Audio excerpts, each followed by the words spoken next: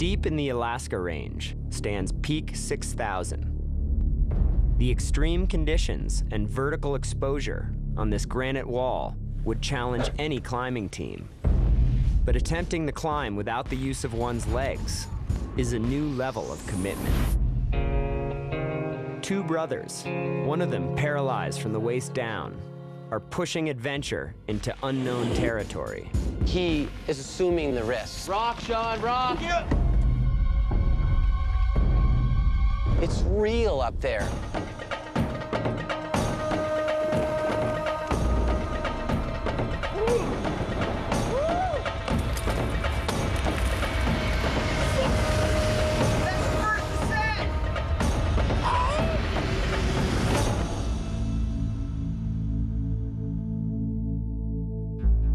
The Ruth Gorge of Alaska is a fortress of rock embedded in ice.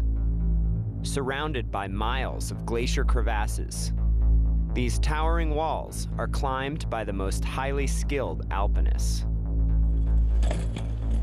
But for someone paralyzed from the waist down, climbing a wall in the Ruth Gorge would seem an impossible goal.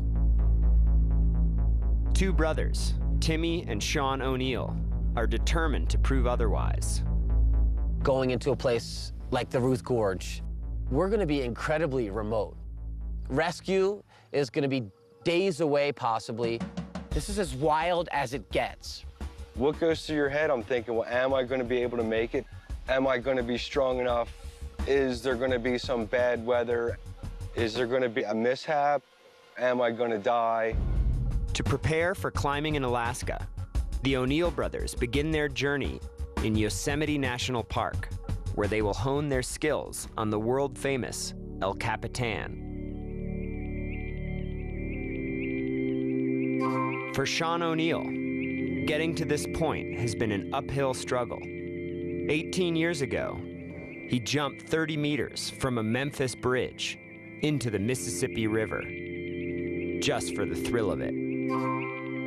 He broke his back and lost the use of his legs. When I was off Russia, I just paralyzed myself. I'm a cripple now. But I must make the most of it. I must carry on. Sean would carry on, and then some, with a little help from his pro climber brother, Timmy. After I got paralyzed, my brother Tim made me a ticket that I could redeem to climb El Cap. I gave him this certificate, good for one ascent of El Capitan.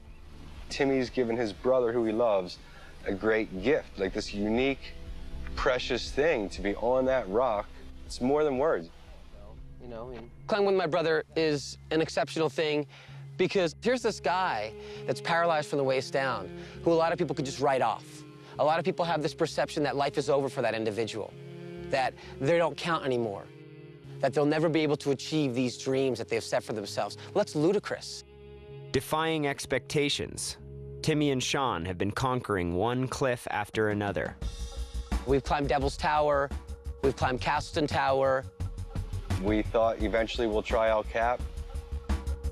But El Capitan, a 1,000-meter vertical wall, will take days to climb and require Sean to make over 3,000 pull-ups to reach the summit. He's been training, doing rope ascension work, doing pull-ups. The guy's an animal. The O'Neill climbing team will consist of Timmy and Sean, plus 2 other support climbers. You were gonna plan on spending a lot of time up there, multiple nights. This is a meal. Which means we need to have a lot of food, a lot of water, the rack of equipment, ropes, and all of our bivouac gear. In the magnitude of the difficulty and the challenge that we're accepting is much greater than a normal wall. Right? Yep. Are you ready? Starting tomorrow morning. We're going up on the big wall.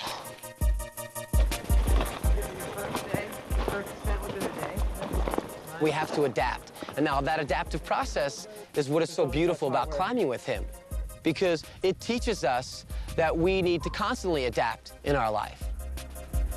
Their climbing system works as follows. The leader takes the rope up the climb, establishes an anchor, and fixes the rope so Sean can climb with his unique ascending system. Anything I do, I'm doing with my hands, and from here down is just kind of being taken with me.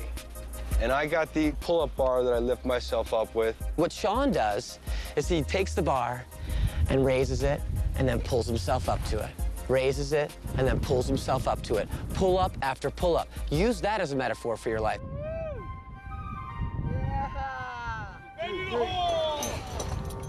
But you finally get to the sledge. Thousands of feet of exposure. Insane. So you go, tequila.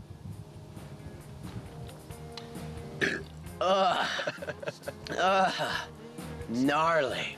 I love this. All right, Sean, you shot. I'm next. As much as you want to call it fun, and it is really fun, and it is really beautiful, but it's also kind of high stress. The beginning of our 5th day. There's like the mind games of the height. Everybody gets like a bit tense. Got a kind of a storm brewing in towards the west. It looks pretty narrow, yeah. It's coming in.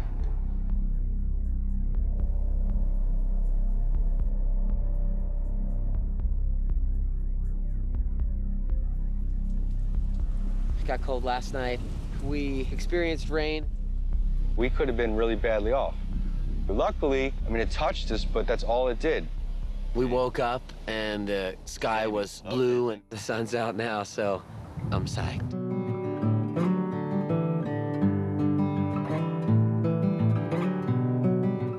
One of the reasons that I climb is to gain that perspective. It really teaches me some of the most beautiful wisdom in this life.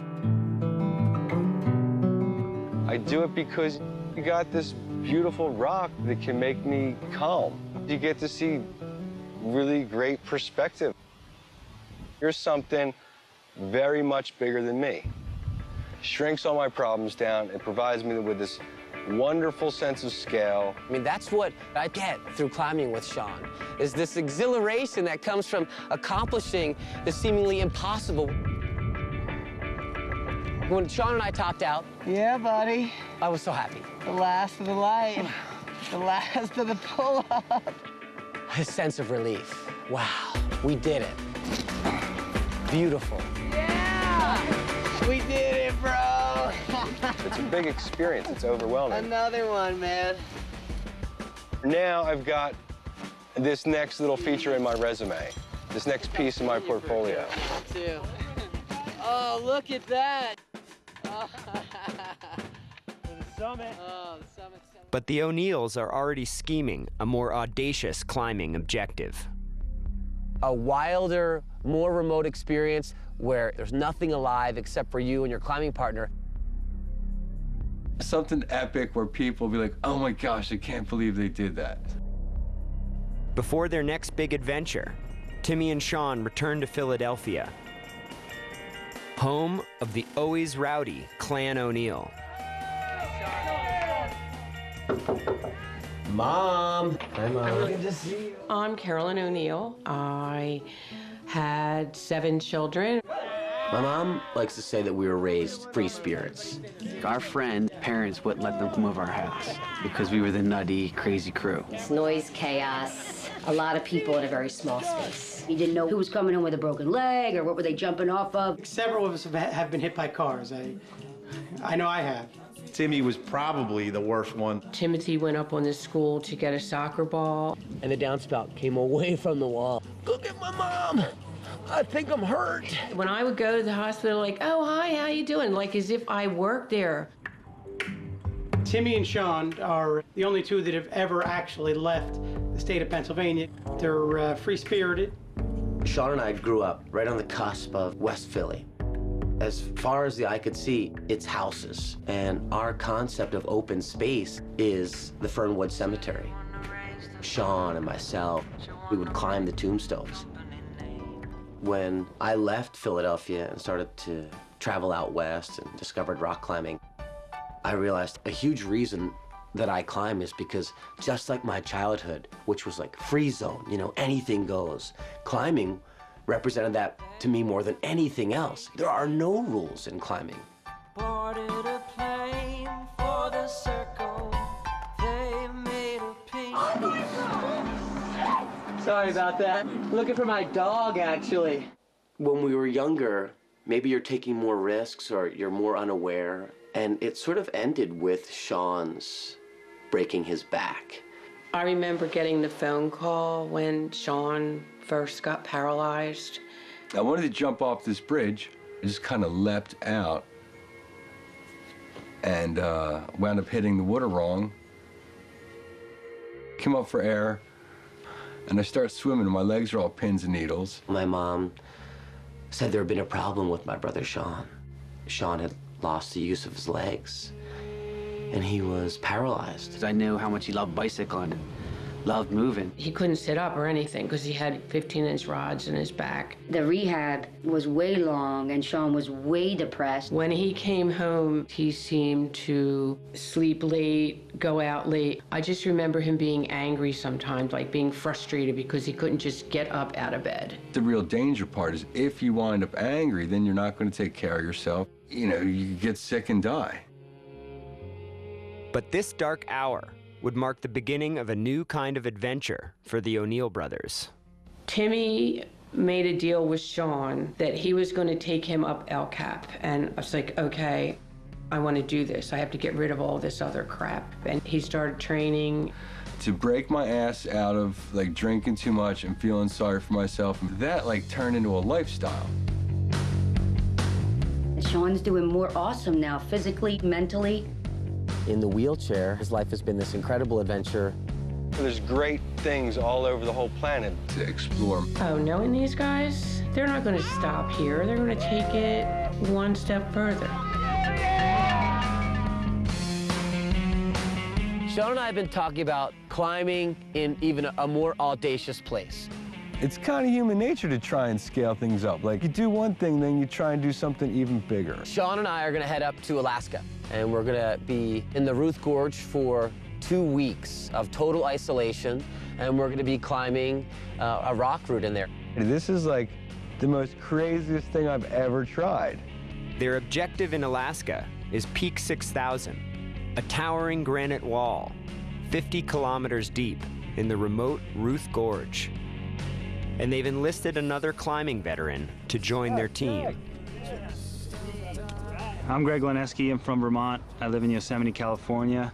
Greg is big, which is great. He's a workhorse, and he's climbed all over the world.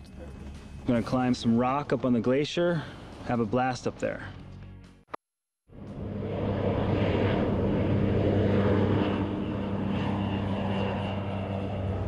The objective hazards of going into a place like the Ruth Gorge, it's much greater than, say, climbing in Yosemite. Being with my brother, it makes me more nervous. It definitely forces me to confront why are we doing this in the first place? But that's part of the game. There is supposed to be tons and tons of danger. It's a really big undertaking, but I'm really looking forward to it.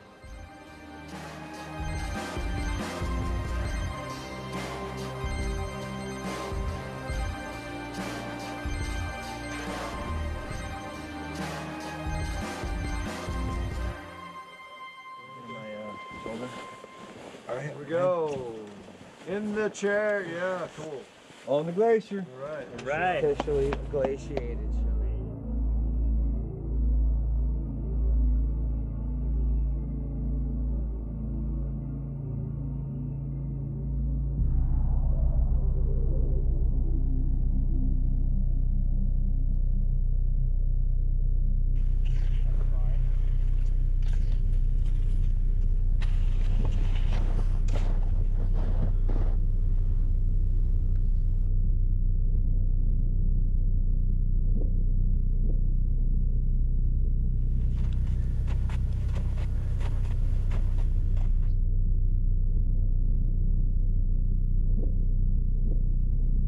Getting ready to climb, which means preparing Sean for all of his adaptive equipment. The thing is, like, every damn thing I plan for, there's always something new. There's always another contingency. How much weight's on your harness? Not much, no. Get the food together, the water together, all of the equipment. We've got our route picked out, climbing right at the top of the Ruth Gorge. The cool thing about climbing so far north at this latitude, close to the summer solstice, is 24-hour daylight. You can literally wear sunglasses to bed to try to get some decent sleep.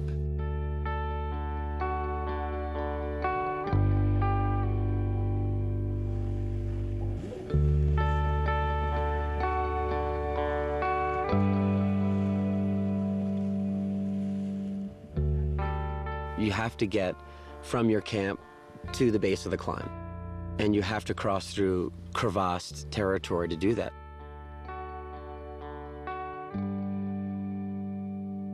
The crevassed bridges are made of snow and ice, and they're melting out throughout the course of the season, and in the day you want to be on them as early as possible. We have to try and figure out which ones to cross, which ones to not try. We're constantly aware of which direction we have to travel through and around all that stuff.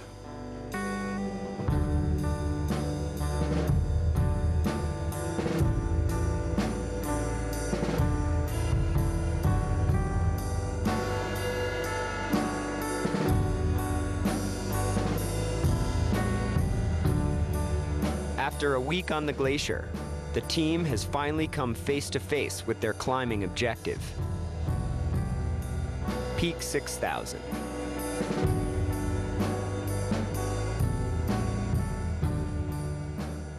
Yeah, we're gonna go down this couloir, across that snow to the base of our climb. Lowering Sean down the col is probably gonna be one of the sketchier parts. There's a lot of loose rock.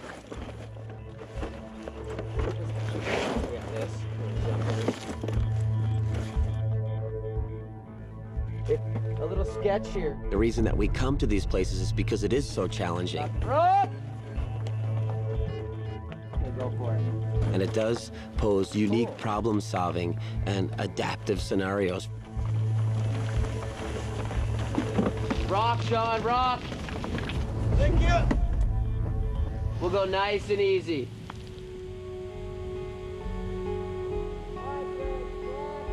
Patience. Just taking it piece by piece, step by step.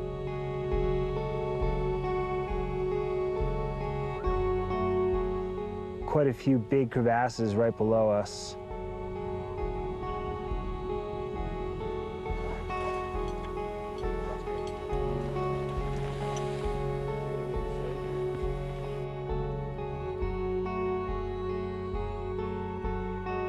We're finally on rock. It's finally our familiar ground.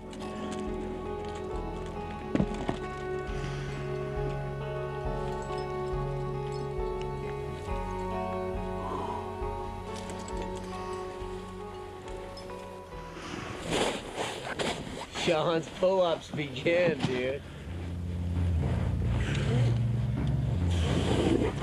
Is this fun? What? Not in the everyday sense of the word, baby.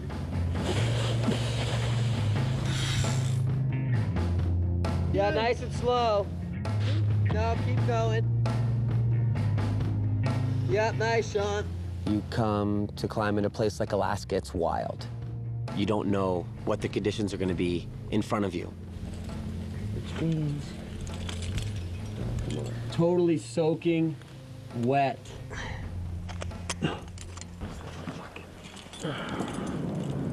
Oh, look at it. Climbs like this, you can tell that nobody's done very often. Towards the last couple pitches, a storm was building. I mean, clouds were coming in, and it was getting a little more ominous. It looked bad. When the weather's coming in like that, it's like go time. You need to get moving. You need to get Sean up there. You need to get him disengaged from one system and engaged to the other system.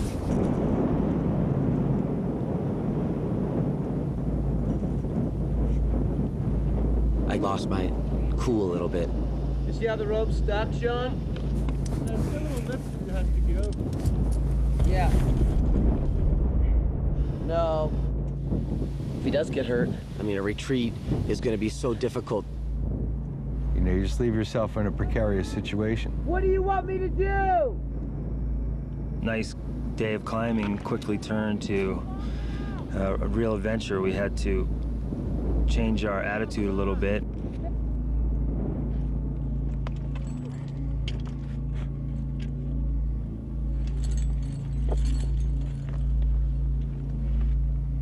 You're exhausted, you're kind of frayed emotionally and mentally, and you just want to get to the summit.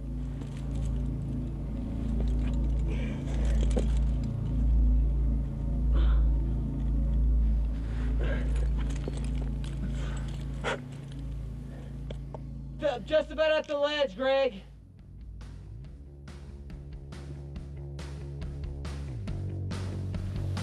As you rise up, you see more of the majesty of the whole gorge. All the little details go away, and you're left more with the core of who you are. It helps me to be truer to myself. It's like it somehow speaks about what reality is, what this is that we are. And it was really quiet.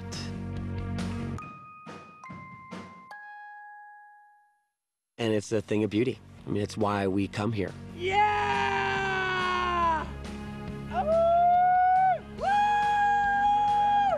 We just looked around and smiled at each other at how fortunate we are to be here and to be able to get to climb.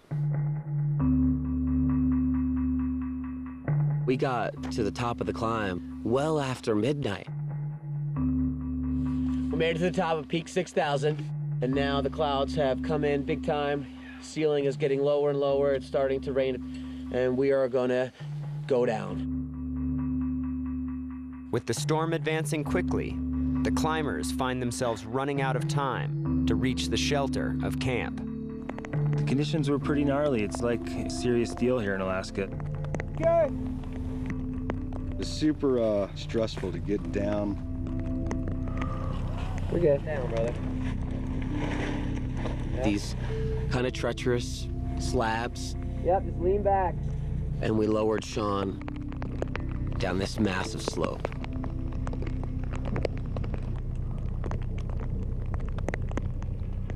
After an all-night journey back to camp, Team O'Neill celebrates their groundbreaking climb. That was like the grandest, craziest thing I've ever done in my life. Man. Once you've gone through that trial, you know, once you've been hardened by the fire, you're better for it. Like, what's the fabric? What can this body do? How far can I go? When you're sorry, it's so wise, and I worry, but at last I was someone with you. But don't think I would say that it's all